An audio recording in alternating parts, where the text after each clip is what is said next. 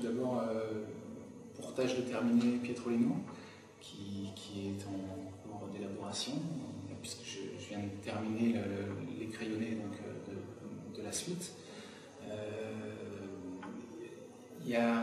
Alexandro m'a soumis aussi un autre texte qu'il a écrit aussi pour le Mime Marceau, qui m'intéresserait éventuellement d'adapter aussi en bande dessinée, et qui me permettrait de pouvoir reprendre, comme l'idée avait été émise au début, de soumettre ces textes à une compagnie, puisque c'était ce qui avait motivé l'écriture de ces histoires, l'envie de Marcel Marceau de travailler avec une compagnie.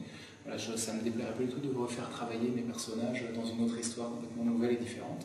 Donc cette histoire, Le Colonel et la Rose, peut-être que j'aurai le temps de la réaliser un jour.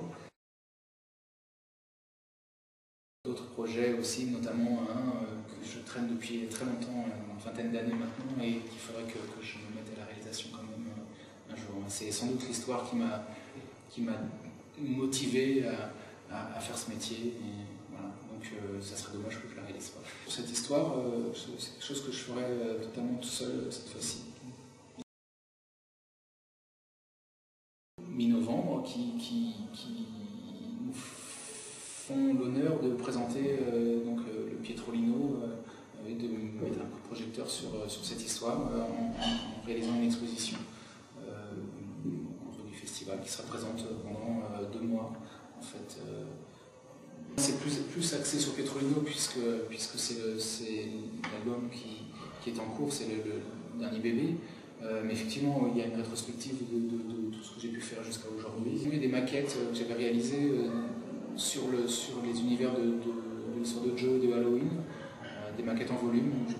J'aime bien travailler, je vais bientôt le faire Pietrolino, travailler le personnage en volume. Donc voilà, là je vais, à l'occasion d'une exposition, réaliser 2 maquettes pour chacun de ces univers où j'avais inscrit mes personnages dans des décors en volume, voilà.